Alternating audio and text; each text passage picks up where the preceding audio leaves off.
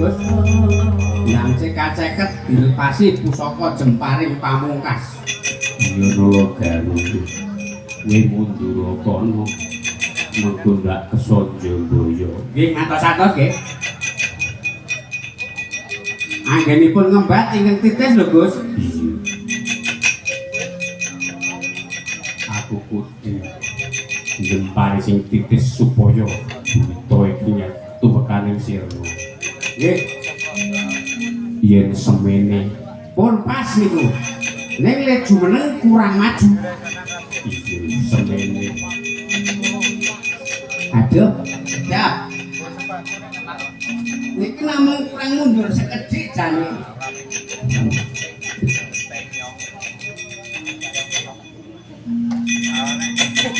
iki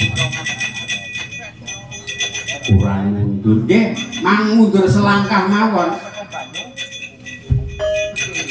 iki Aduh, kemunduran. Ampun tebe-tebe majeng selangkah. Titit.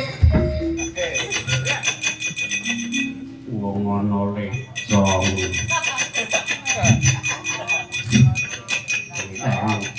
Majeng selangkah. Titit. Mundur selangkah. Titit. Karep tak penyoke ngene ta mriki ngono ya. Kurang maju sedikit. Titit. Kurang mundur selangkah. Titit. Nek kuwi pas rek. Unyok. Mah mamel nang wetenku iki. Kocapo kacarito Dewi senjata pamungkas Digya Kala Maruti apa gini Digya Kala Maruta ilang kasenaken Kocapo ing kono saknyatane iku utusan saking Kayangan Sulaya utusan ilo Sanjang Bathara Guru yaitu putra Kayangan Sanjang Masna lan Sanjang Penyarian dupe ing kono suthik kejuderan kedenangan para titah sigra mumbul ing wiyadi awur amun-amun kundur pekayangan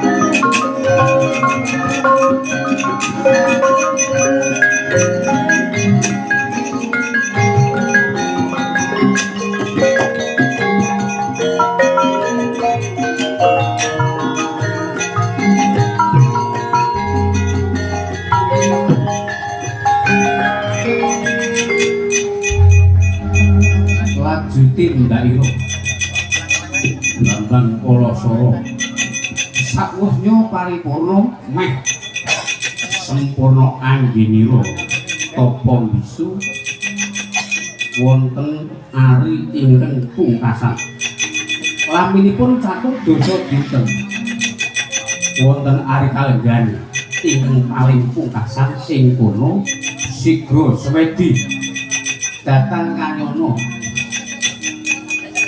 kukila ing samya macarwawan dubi priksa Rikmanira Bambang Palasara Gimban Sigra ing kono anusuh wonten Rikmanira Bambang Palasara wiwit saking undal nigan saha netes ing kono tasih jumodhok wonten Rikmanira Bambang Palasara matumpa-tumpa sobaning Jawata anempuh Raden Palasara ya Bambang Palasara nanging ing kono dupi kukila emprit ing samya nusuh wus tutup anggenira cumandhak wonten rikma Sigra kalepasen jemparing pamungkas saknyatane ing kono iku Jawata Sanghyang Suralaya iya badar padha sakala sanjang pramesti Bathara Guru tuwin Bathara Narada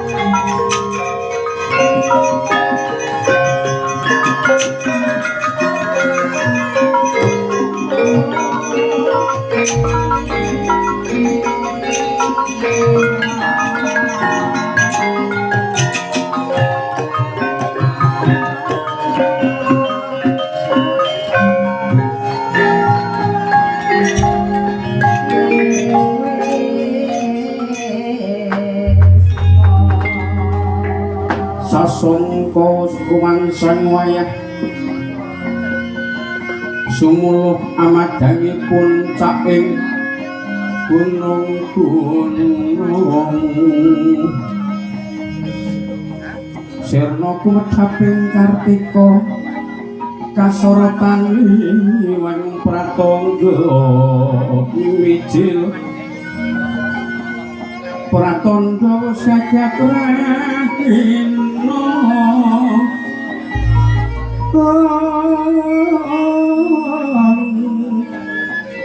sumiting samirana ambabar gondhogan arum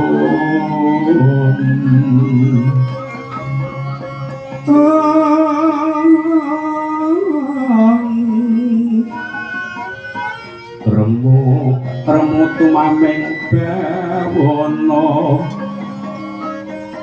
sidhem telenging monadri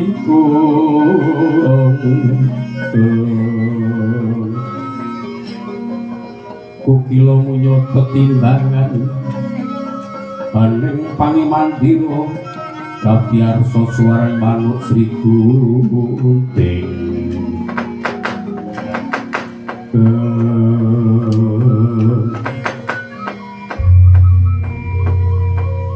bauno langgeng Palasara dijeniki karo Kakang Semar. Iya, aku sing ngomong.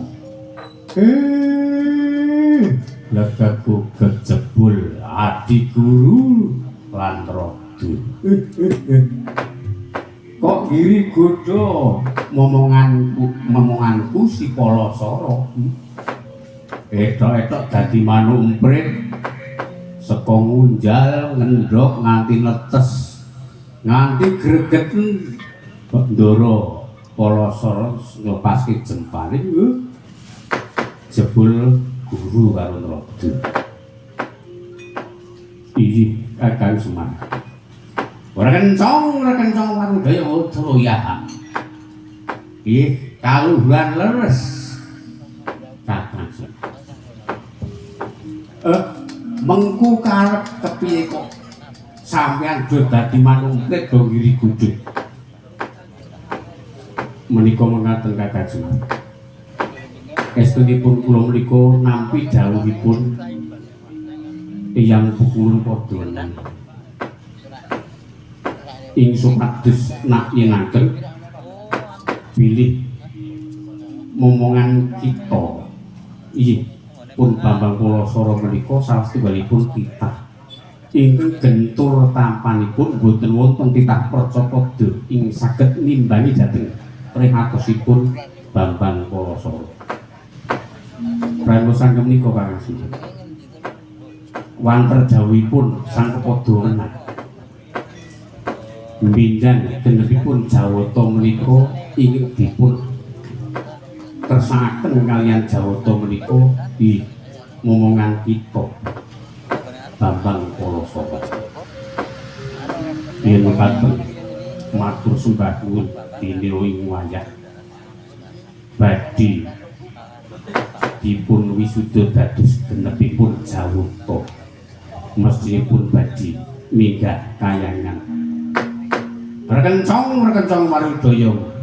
Bener Palasara, jeneng kita bakal dadi geneping dewa nanging manut dawuhing Pukulun Padhanan supaya jeneng kita iki luwih dhisik palakrama. Titikane yen wis nganti peputra siji jeneng kita bakal diangkat dadi geneping dewa. Yen mekaten kula kedah palakrama. Iya Palasara. Anggen kula palakrama menika kedah kalih putri pundi. Jeneng kita lumawata ana ing tepining Bengawan Suwilugangga. Yen jeneng kita sumer lan weruh ing kono baita utawa ing kono mutiara ing wujud tejo yaiku Tejo Gurniti. Tejo Gurniti iku saknyatane judul kita. Mula aja nganti kadaluwarsa jeneng kita Gagi. Ana wong kok tepining Bengawan Suwilugangga. Wes meh ora kena.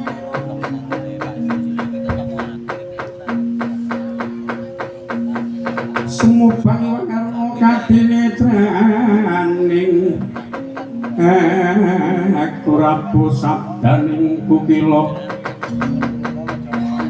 rengkani guru saketer kini dunganing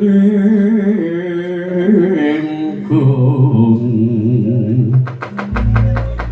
lirawu sing pilih panca bebetoking ayam wono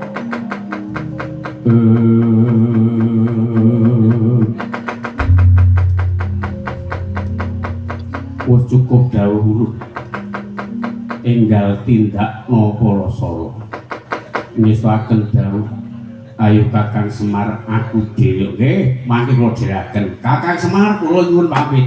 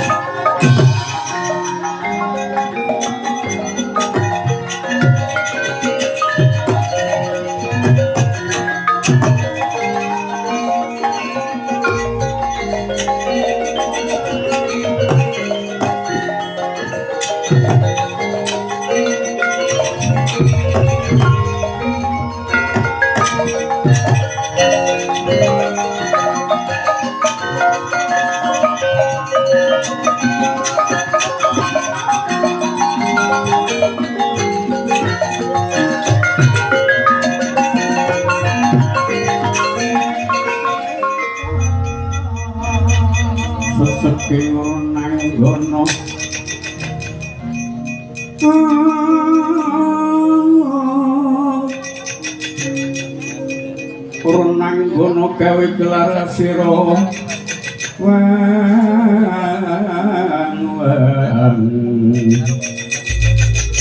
Gong maguru gong somakutha majuru jungkung mulat sang satru sedhi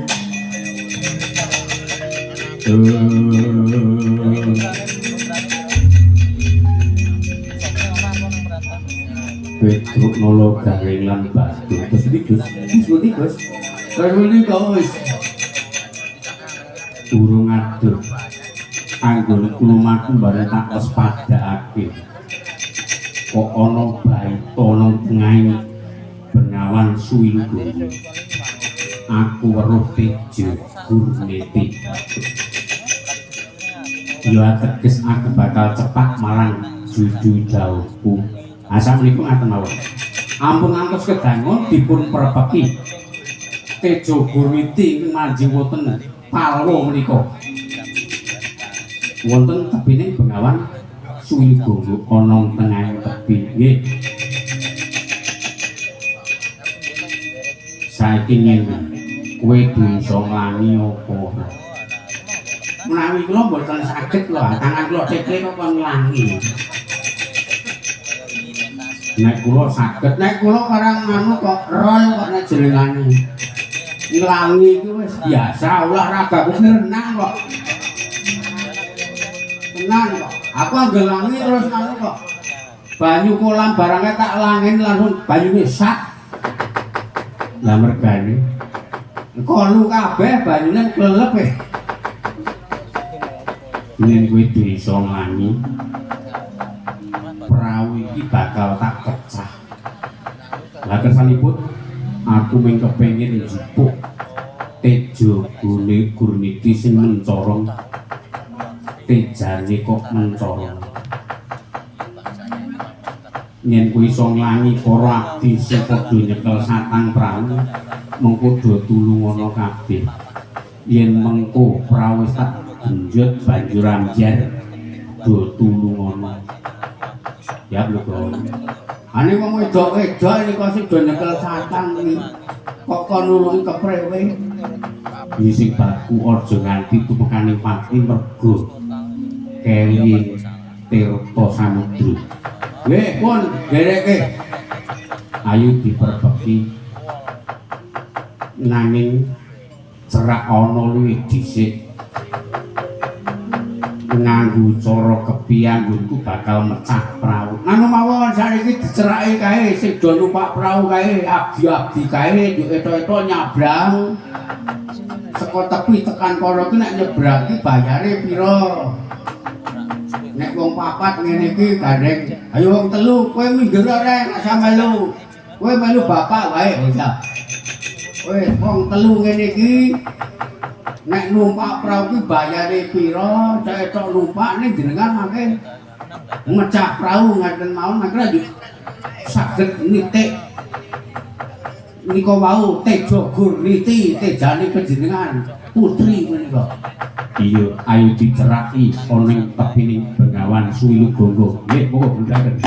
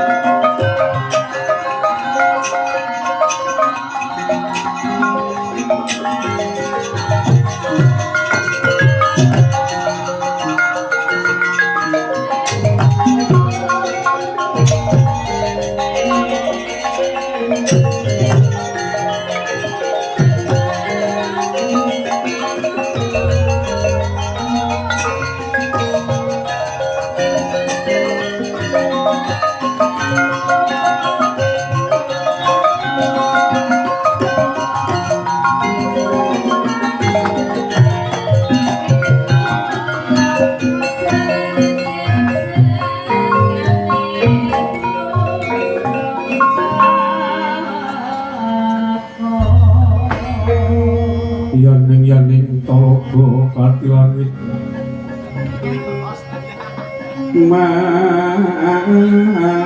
amban tepas lan komaniko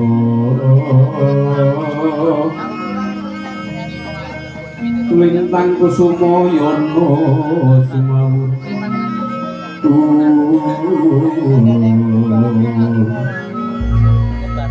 yen to kacondro risang Candraniro katikan Solodo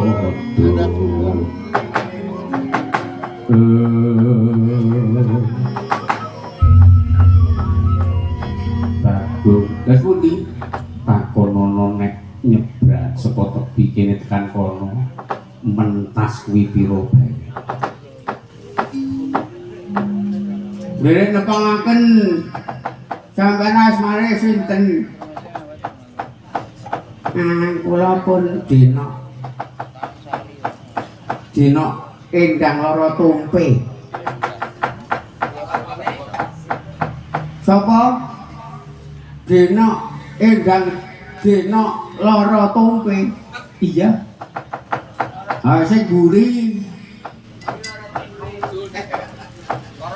Kula Nimas Suminten. Lah mulane dendu. Kira dadi waranggana apik lho kandele. Bokonge kandel, lambene kandel. Lambe kangger kandel lho kuwi nek nyuwara mesti empuk. Mergane arek ngower kok yo ketampung lambe ngisor, yo ulem. Lambe apa kok? Lambene sing mburi karak suminten kae kan. Bokonge jan denduk tenan nek mlaku ketol-ketol-ketol-ketole. Jan seneng aku. Lah sampean niku kok do dadi tukang satang prau ki. Jajane iki kepriwe? Kok ora ono gawan liya kok kepiye? Aku ki melu Gustiku. Dadi satang prau wis kepenak moncer. Bapakku ya moncer, bojoku ya moncer. Lah bapakmu jenenge sapa? Bapakku Kyai Pandolo, mbokku Kyai Pandolo. Saiki ngene ya, aku ki nek wong telu numpak perahu terus nyebrang kene iki bayare pira? Ya umume saiki wis ragat iki nek nyabrang saka kene to kono nang kene kuwi saiki wong siji 500.000. Alah, upamane aku numpak wong telu yo duwe duit 2 juta yo sing 500 ki disusui tumpakan kepiye?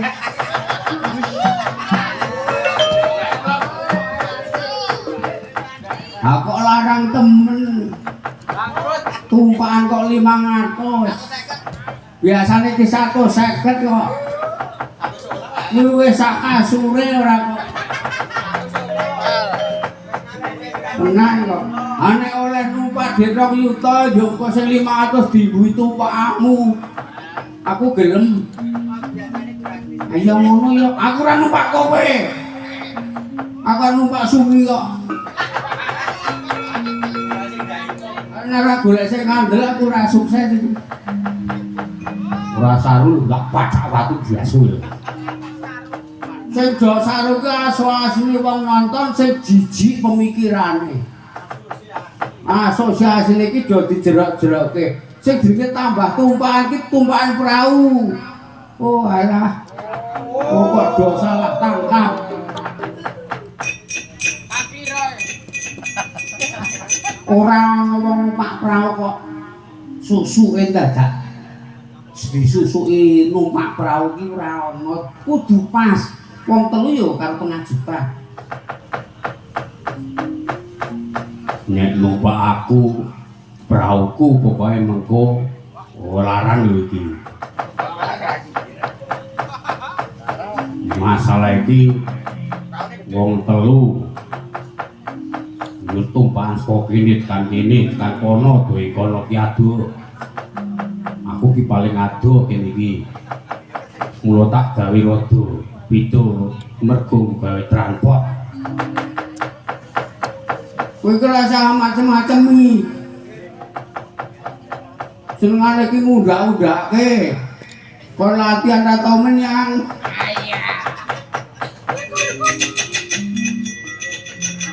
Kowe iki butuhe arep numpak apa ora yo tak cukupke gaweane nek numpak numpak ora ngomong bae.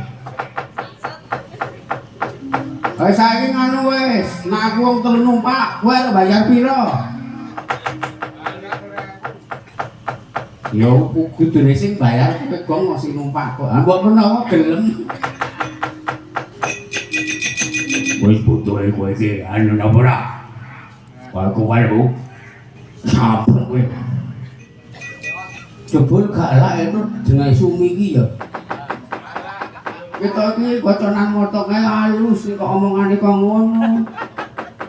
Jebul apa ki nek lambene kandel metu gak elake ya. Wah, ngomong wae ora kisi numpak. Tak pacak-pacak kowe. Iya lah, kuwi kok dadi kejem lemen. Kowe pripun ragate karo 5 juta? Iya ora apa-apa. Gek tata-tata diresiki praumu kuwi. Prau ora tau didusi kok kon numpaki. Celumut kaya ngono. Wis kek ampun kanggo. Pun mboten sasri gisem. Pun Pak, iki pun main satange. Pun iki gek main gek do numpak. Gus, gek numpak Gus. Iya ayo ditumpake besok.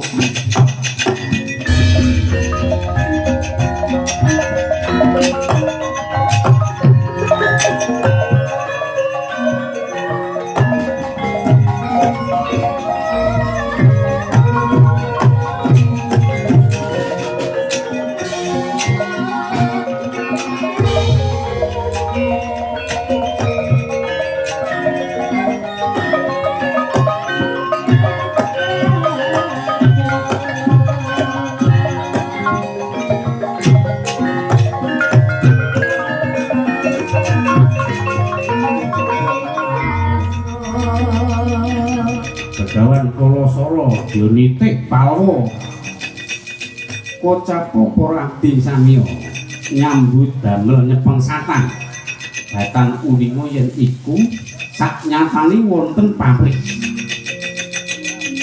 Bambang Palasara sigra matekaji baita den genjot amjar amjaring baita ing kono salah kedaden dadi menungsa